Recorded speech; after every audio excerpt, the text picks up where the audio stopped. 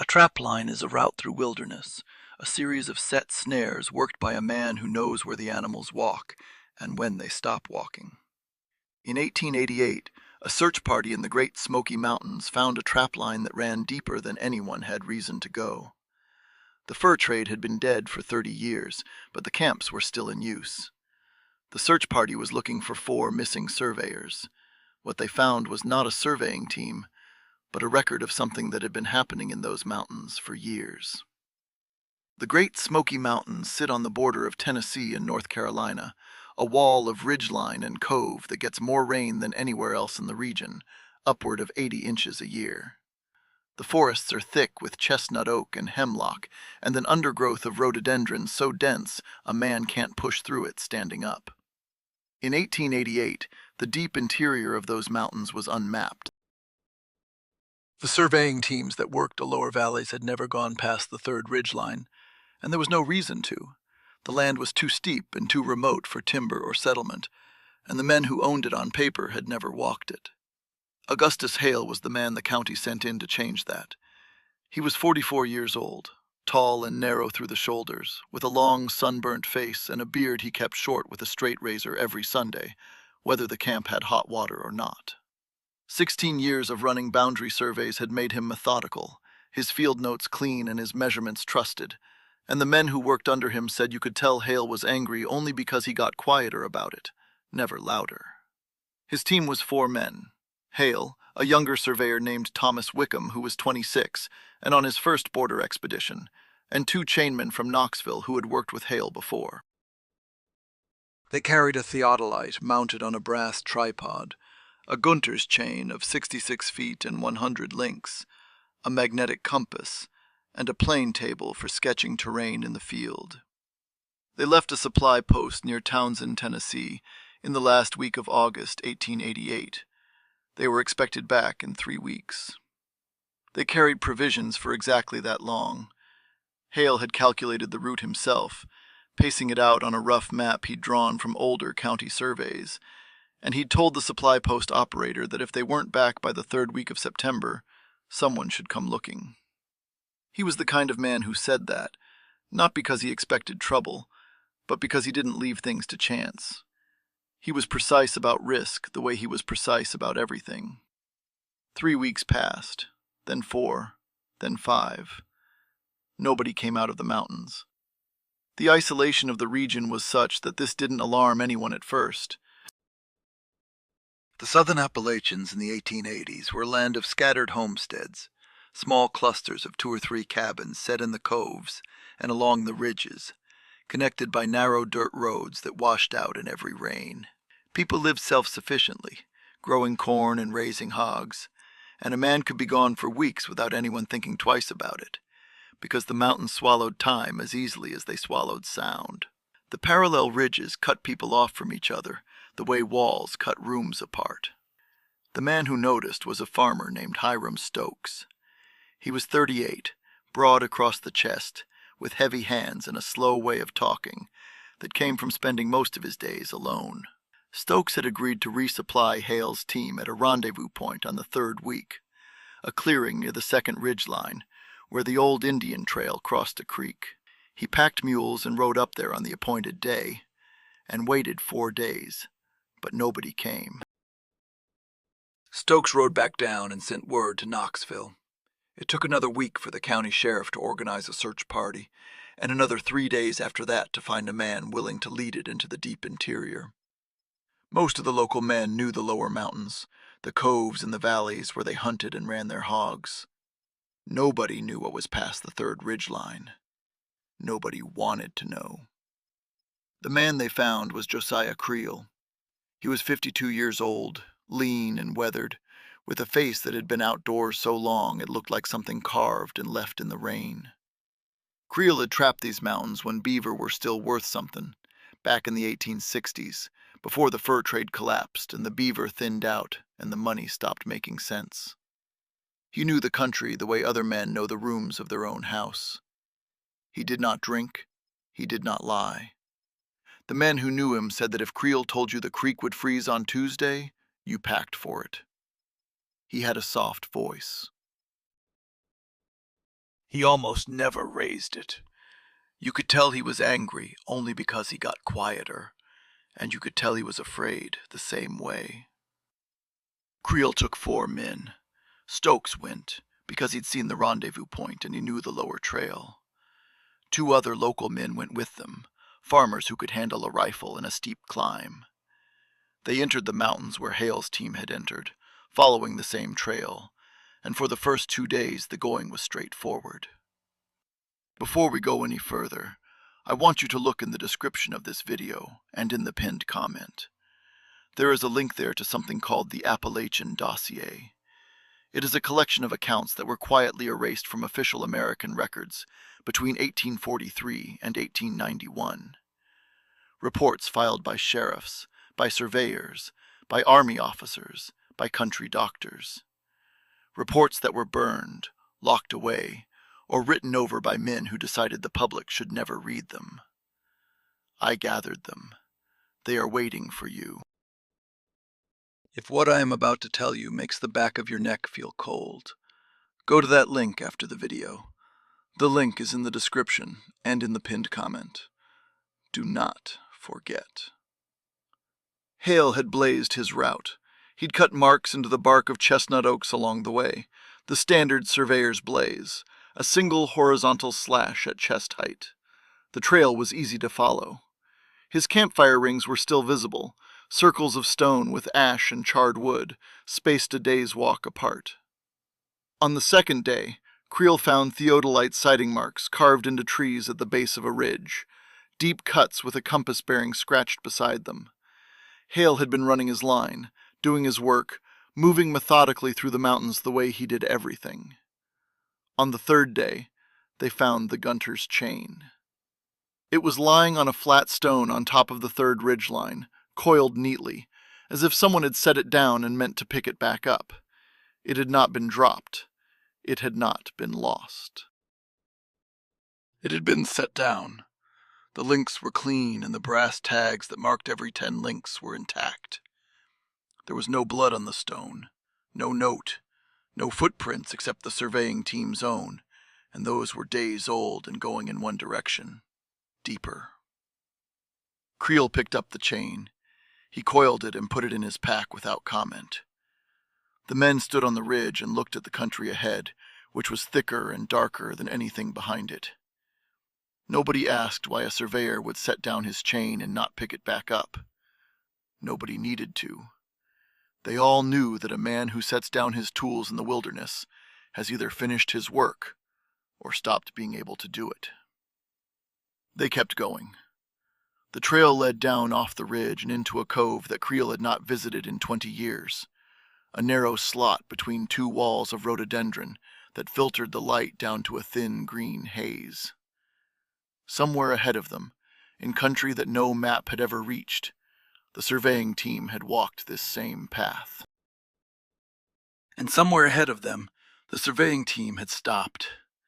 They found the first camp at the bottom of the cove, where the ground leveled out and a creek ran through a stand of hemlock. It was a trapper's camp. A lean-to of split chestnut oak, the poles lashed with rawhide, the opening facing east to catch the morning light. A skinning rack of green saplings built beside the lean-to, the crossbar about waist height. A fire pit lined with flat stones, set edge to edge, blackened from years of use.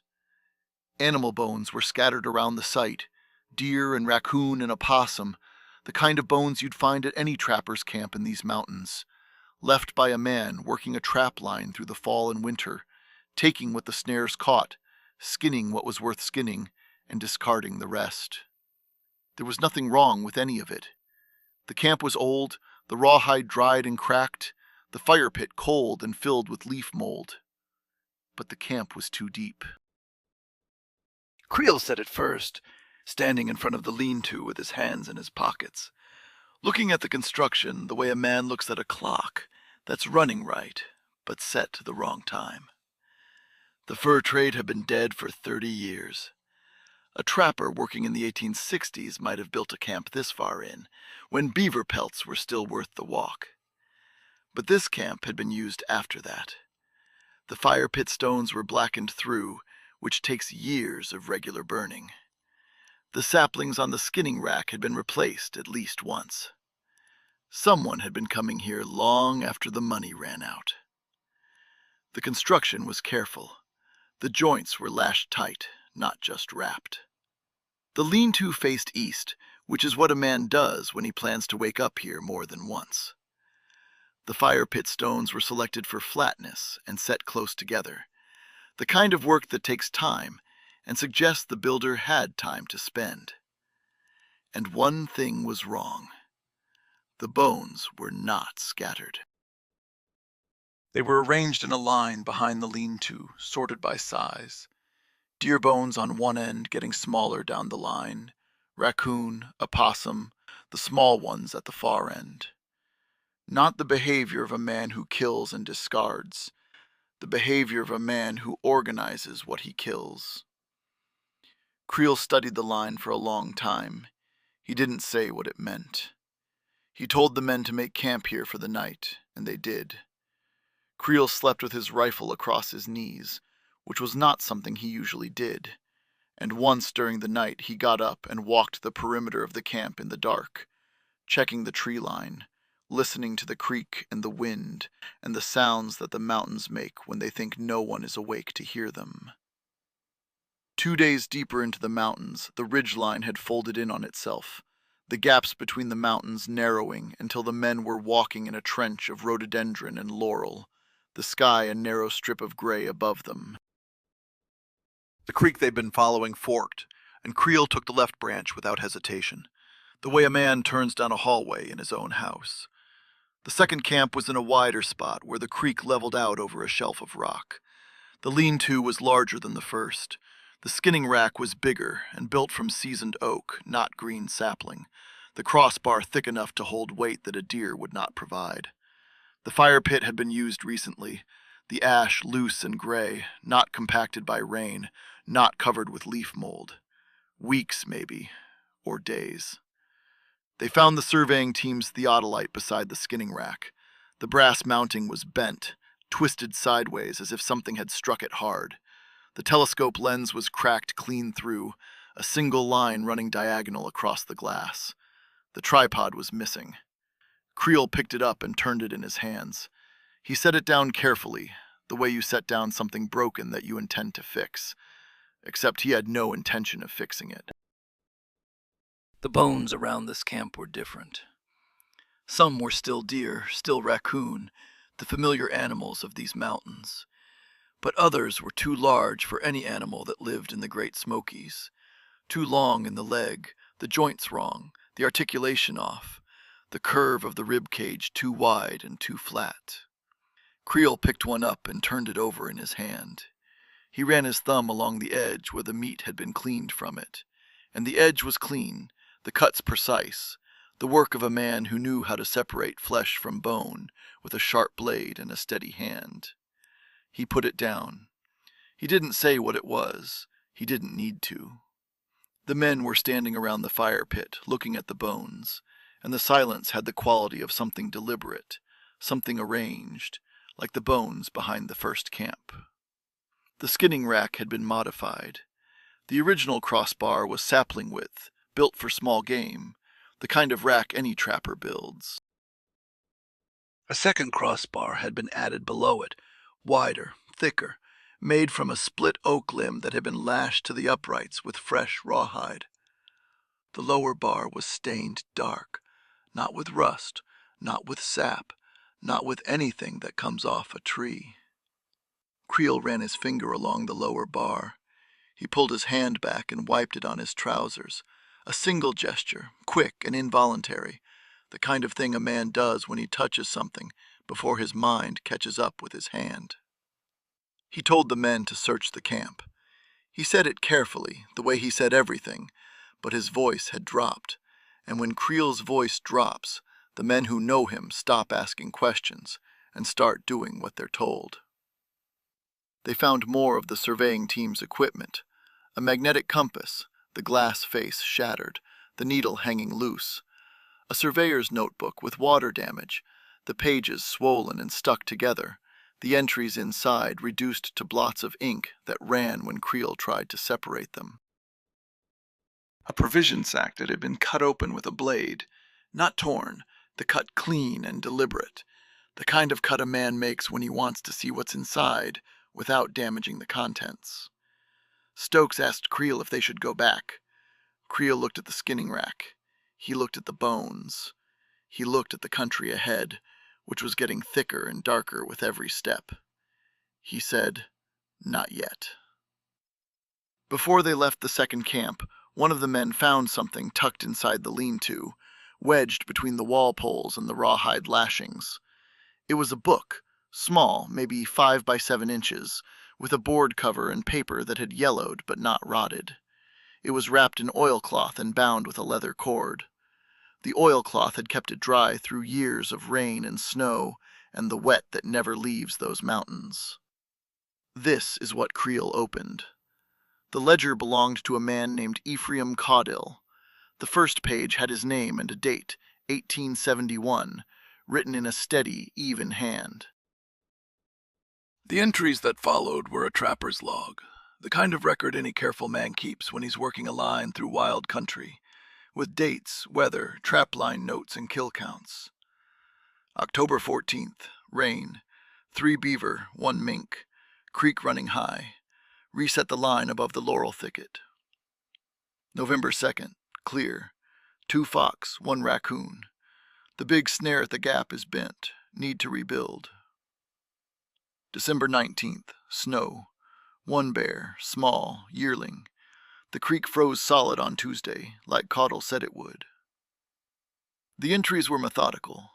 Caudill noted the weather, the condition of his traps, the animals he took, the ones that got away. He named the creeks and the ridges.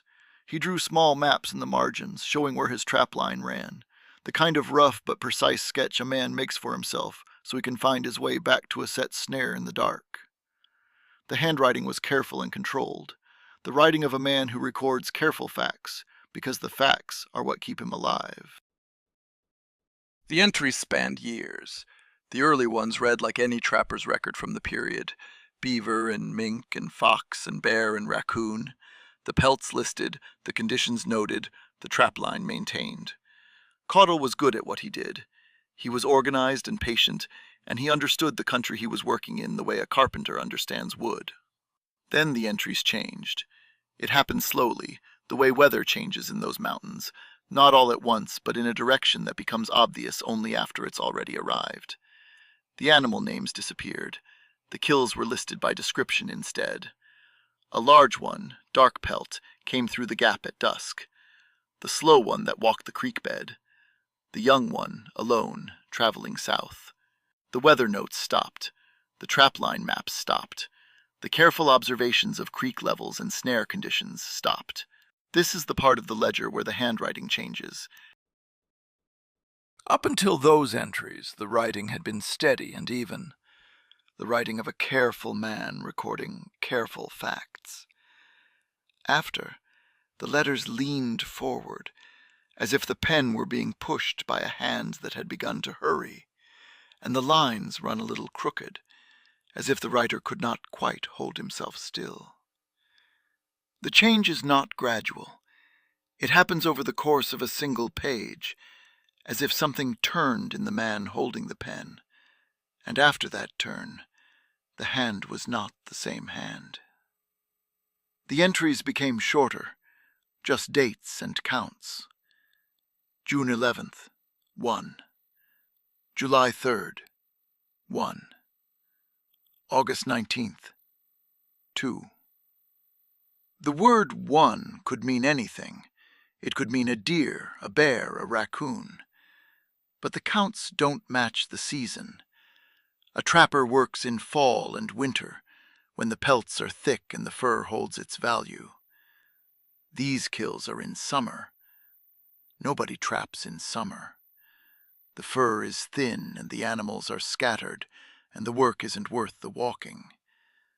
A man who kills in summer is not killing for pelts. The last entry is dated September 3rd, 1888. The month the surveying team entered the mountains. The handwriting is barely legible, the letters formed by a hand that could barely hold the pen, the words pressed hard into the paper as if the writer was leaning on it. The entry reads, 4 came through the gap, the tall one first. A man writing that 4 came through the gap, in the month 4 men disappeared, is not writing about beaver. This story is being told to you by the fear behind you. If you've made it this far without subscribing, tap that button now. And if you're hearing this on a channel that isn't ours, someone has taken our work without permission. Report it for us. Now, let me get back to Creel. They pushed deeper. The terrain changed. The ridgeline compressed until the men were walking in a slot, barely wide enough for a single file line. The walls on either side solid rhododendron that closed over their heads like a tunnel. The light filtered through the leaves so thin that it felt like dusk at midday. The creek they followed ran faster, dropping over ledges of rock, the water cold enough to ache when it splashed their boots. The third camp was the most recent they'd found.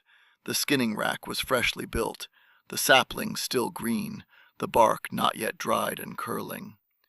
The crossbar had dark stains that had not had time to fade or wash clean in the rain. The lean-to was larger than the others, big enough for 2 men to sit in, the roof of chestnut bark still holding its curl. The fire pit had been used within days. The ash was white and loose, and when Creel touched it with his finger, it was warm. They found the surveying team's plane table lying face down in the leaves 30 feet from the camp. The drawing board cracked across the middle, the paper that had been pinned to it torn and scattered. Their survey notebooks, some of them, with entries that stopped on September 5th. The writing in the notebooks was Hale's, the same steady, even hand, the same careful facts.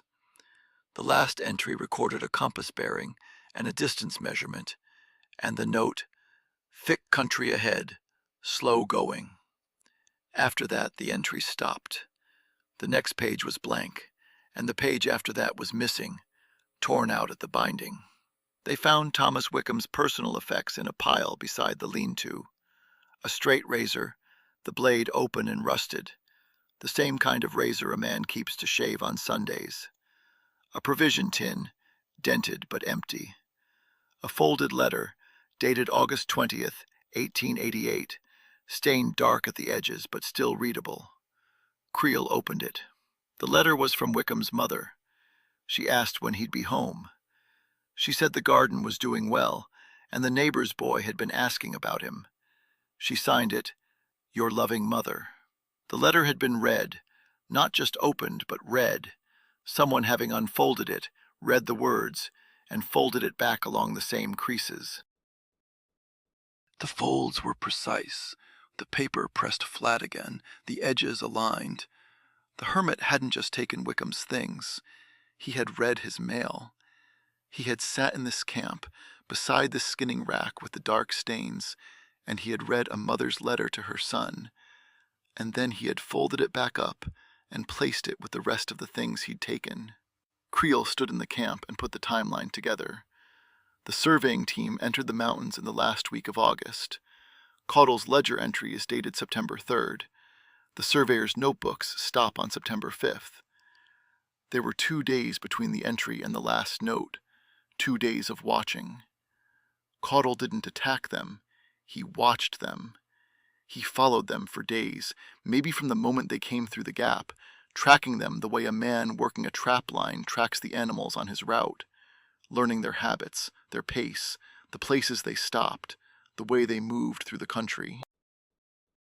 And then he took them, not all at once, but one at a time, the way a trapper works a line, checking his snares in sequence, taking what each one holds.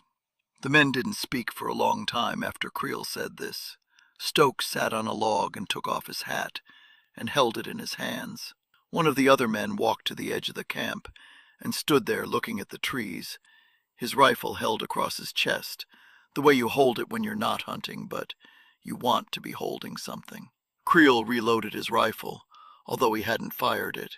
He broke it open and replaced the shell with a fresh one. A habit, a thing a man does with his hands when his mind is working on something it doesn't want to finish. Creel told the men they needed to find where Caudle lived. A man who builds 3 camps in the wilderness has a main camp, a place where he keeps his tools and his stores and sleeps through the winter. He said it would be deeper. Stokes said he didn't think deeper was a direction they should keep going, and Creel looked at him, and Stokes put his hat back on and picked up his pack. They found the cabin 3 hours later, built into a narrow hollow where a spring ran out of the rock face. It was the sturdiest structure any of them had seen in days of walking. Chestnut logs, squared with a broadaxe and notched at the ends, chinked with clay that had dried hard and gray. A stone chimney, carefully laid, the mortar still holding. A door of split boards hung on leather hinges. The cabin faced south, toward the spring, and the ground around it had been cleared of undergrowth and swept clean. Inside, his tools hung on pegs along the back wall. Skinning knives of various sizes, each one sharpened to an edge that caught the light when the door opened and let the sun in. Stretching frames, some small enough for a mink, some large enough for a bear, and one that was not sized for any animal that lived in these mountains. A grindstone worn concave from years of use, the surface smooth and dark. The cabin was orderly. Everything had a place. The floor was packed dirt, swept clean, and in the corner a bed of cedar boughs with a blanket of deerskin folded on top. On a shelf above the knives, a row of items. Creel's granddaughter would describe them years later, from his notes. A surveyor's brass compass, the glass cracked. A boot, dried and stiff, the leather curling at the toe. A pocket watch, still ticking, still keeping time, the face scratched but the hands moving. A woman's hair comb, tortoiseshell, the kind a traveler might carry in a saddlebag. A leather book with a name stamped on the cover that Creel didn't recognize. Each item was placed with care, spaced evenly along the shelf, dusted. The arrangement was deliberate. It was a collection, and the man who kept it understood what a collection meant. Creel stood in front of the stretching frames and counted the sizes. He studied the largest one for a long time, his eyes moving from the frame to the shelf to the knives on the wall, connecting the pieces of a system that had been running in these mountains for years, maybe decades, a system that had survived the collapse of the fur trade by changing what it hunted. The cabin showed long occupation. The chimney stones were weathered and moss-grown, the logs grayed to silver, the grindstone worn half its original thickness. Ephraim Caudle had been here a long time. The fur trade collapsed in the 1840s, but he was still here in 1888. He didn't leave when the beaver ran out.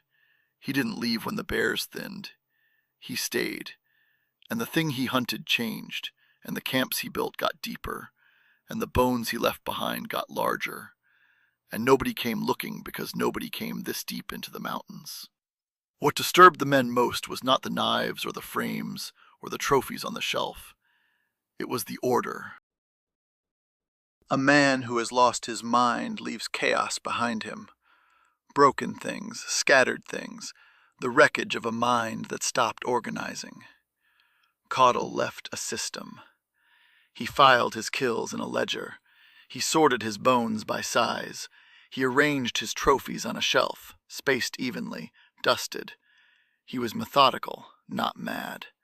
That is worse, because madness can be explained, but method cannot. Method means he knew what he was doing, and he did it anyway, for years, in the dark, where no one was watching. Creel put his hand on the chimney stones. They were warm, not from the sun, which hadn't reached this hollow since morning, but from a fire that had been lit recently, maybe that morning, maybe the night before. He pulled his hand back and looked at the men, and his face had the expression of a man who has just realized that the thing he's been studying has been studying him back. He told them to stay close. He carried his rifle across his chest now, not on his shoulder. The barrel angled forward, his hand on the grip. He moved to the door and looked out at the tree line. The hollow was narrow, maybe 40 feet across, walled by rhododendrons so thick that a man could be 30 feet into it and invisible. The spring ran out of the rock face and down through the clearing, the water clear and cold, and in the mud beside the spring, Creel found tracks. The tracks were fresh, a bare foot or a foot wrapped in hide, the prints pressed deep into the soft ground. They led away from the cabin, downhill, toward a drainage that dropped out of the hollow into country none of them had seen. The tracks were not running. The stride was even, unhurried, the gait of a man walking a path he knows. Whatever Caudill was, he was not afraid of them. Creel made a decision. He told Stokes and one man to stay at the cabin. He and the other man would follow the tracks. Stokes told him not to go. He said it plainly, without argument. The way a man says something he knows won't change anything, but needs to be said. Creel said something in that same quiet voice he always used, and Stokes stopped talking and stepped back. They followed the tracks into a drainage that dropped steeply through laurel and rock. The going was slow. The creek they followed was narrow and ran fast over slick stone, and the banks were tangled with root and vine. The tracks stayed just ahead of them, always visible, always just around the next bend.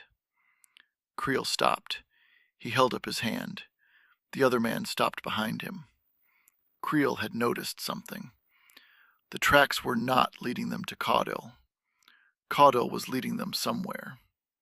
The tracks were deliberate, placed, each one clear and readable in the mud. A man who has lived in these mountains for 17 years, who knows every drainage and every hollow, does not leave tracks unless he wants them followed. The tracks were an invitation. Creel looked at the drainage ahead, at the way it narrowed and dropped, and he understood that he was walking into the last camp on the line, the deepest one, the one at the end. He kept going. He told himself it was because the surveyors might still be alive, that Caudill might be keeping them, that there was a reason to follow besides the pull he felt in his chest, the same pull that a man feels when he looks down into a well and something looks back. He was lying to himself, and he knew it, but the lie got him moving, and moving was better than standing still in that drainage with the tracks going on ahead of him. The tracks led them to the bottom of the drainage, where two creeks converged in a narrow ravine. The walls were steep, almost vertical, slick with moss and running with water. The light was thin. The sky above was a strip of gray between the treetops, and below the ravine was dark and wet and still, the kind of place where sound doesn't carry because the rock absorbs it. This was the deepest point they had reached, the farthest from any road or settlement, the most enclosed space in the most remote country they had entered. The final camp was here. The lean-to was the most elaborate yet, built of split chestnut and roofed with bark that had been pegged down with wooden pins, large enough for 2 men to stand in.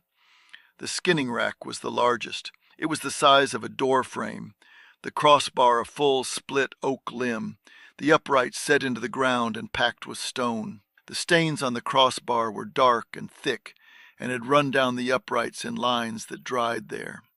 What they found in the camp was arranged and sorted, the same careful organization they had seen in every camp, the same deliberate attention to order, but here it was complete.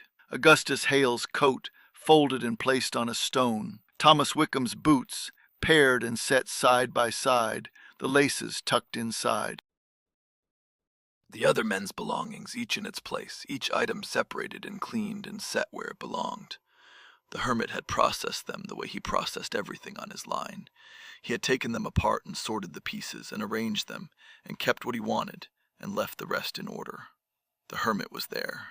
He was sitting against the back wall of the lean-to, his legs stretched out in front of him, his hands in his lap. He was dead. He had been dead for several days. The skin of his face had drawn tight and dark, and his beard had grown out white and coarse, and his eyes were open and fixed on the opening of the lean-to, on the ravine, on the two creeks converging, as if he had spent his last moments looking at the water. A straight razor, Wickham's straight razor, lay on the ground beside his right hand. His throat was opened. The cut was clean. He had done it himself, and he had done it the way a man does something he has practiced. Creel stood in the entrance of the lean-to and looked at the body. He looked at it for a long time, the way he looked at everything, with the patience of a man who believes that if you look long enough, a thing will tell you what it means. Then he looked at the ground beside the dead man. There was a piece of paper, a page torn from the ledger, weighted with a stone. Creel picked it up. The page was the last entry. The handwriting was barely a scrawl, the letters formed by a hand that could barely close around the pen. The words pressed so hard into the paper that the tip of the pen had torn through in places. It read, 5 came through the gap. The quiet one last. The search party was 5 men. Creel was the quiet one. A man who has been dead for days, in a camp with no view of the outside world, in a ravine at the bottom of a drainage that no map has ever reached, wrote that 5 men came through the gap and identified the quiet one. He was counting them before they arrived. He was watching them the way he watched the surveying team, from the trees, from the rhododendron, from the dark.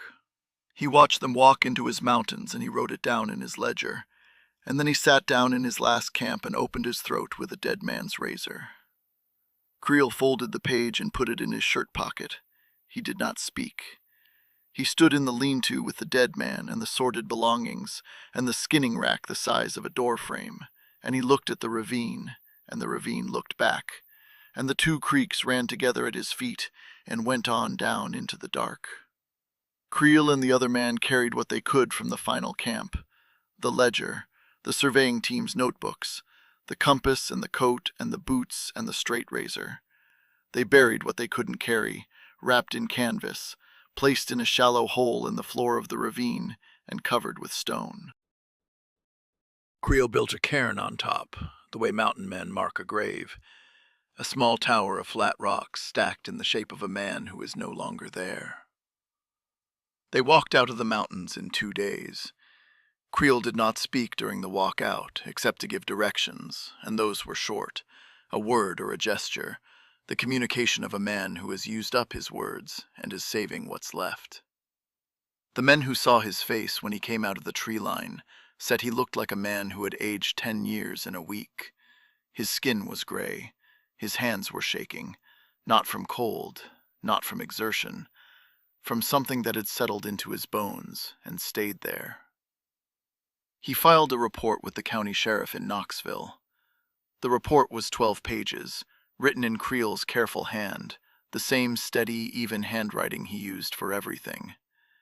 It described the 4 camps in order, from the first to the last. It described the ledger and quoted the entries, including the last one.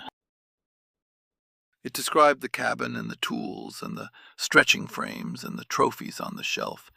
It described the remains of the surveying team. It named Ephraim Caudill. It described the final entry in the ledger, the one about 5 men and the quiet one. It was thorough and precise, and it read like the report of a man who understood that what he was writing down was the only record that would ever exist of what happened in those mountains. The report was filed in October of 1888. By December, it had disappeared from the county records, not lost, not misfiled, but removed. Someone in the county office took it out of the file and destroyed it, or locked it in a drawer and kept the key, or sent it somewhere that records go when someone decides the public should never read them. The surveying team was listed as lost to accident, a fall on steep terrain, exposure, a creek crossing that went wrong in high water. The kind of death the mountains hand out often enough that no one asks for details. Creel never spoke of it again. He carried the ledger and his own copy of the report, the 12 pages written in his hand, until he died in 1919. He kept them in a trunk in his house in Maryville, Tennessee, along with the Gunter's chain he'd picked up on the ridge on the third day. His granddaughter found the trunk in 1973 in an attic behind a wall of cedar planks that Creel had nailed up himself sometime before he died. She found the ledger, the report, the chain, and a single photograph of 4 men standing outside a supply post taken in August 1888. The men who walked into the Great Smoky Mountains and didn't walk out. The account you've heard comes from those papers. It is one of the records gathered in the Appalachian dossier, the collection of accounts erased from official American records between 1843 and 1891. The dates bracket this story exactly. Caudle's ledger sits in a private collection now. The county report does not exist in any official archive. It exists because Creel kept a copy, and his granddaughter kept the trunk, and the trunk survived in an attic in Maryville for 54 years, until a woman opened it and found out what her grandfather had been carrying. The camps are still out there, somewhere in the deep Smokies, in coves that no trail reaches. 4 lean-tos and a cabin are rotting back into the forest floor. The skinning racks have fallen. The fire pits are filled with leaf mold and covered with years of fallen leaves. The rawhide lashings have rotted. The bones have been scattered by animals and buried under decades of humus. But the flat stones of the fire pits, set edge to edge, those persist. The lashed joints of the lean-tos, the marks on the bark, the sordid lines of bone pressed into the dirt, these things leave traces. A hiker who strays off the trail in the right drainage might find a flat stone set against another and not know what it was. A researcher with a metal detector might find a brass fitting from a theodolite and not know how it got there. The mountains keep what they are given. They don't return it. They don't explain it. They hold it in the dark and the wet and the silence, the way they've held everything for 100 million years. If you're still with me, and I hope you are, tell me in the comments where you're listening from. The town, the country, the road if there's no town. I read every one of them. The Appalachian dossier is in the description and the pinned comment. What they tried to keep buried is waiting for you.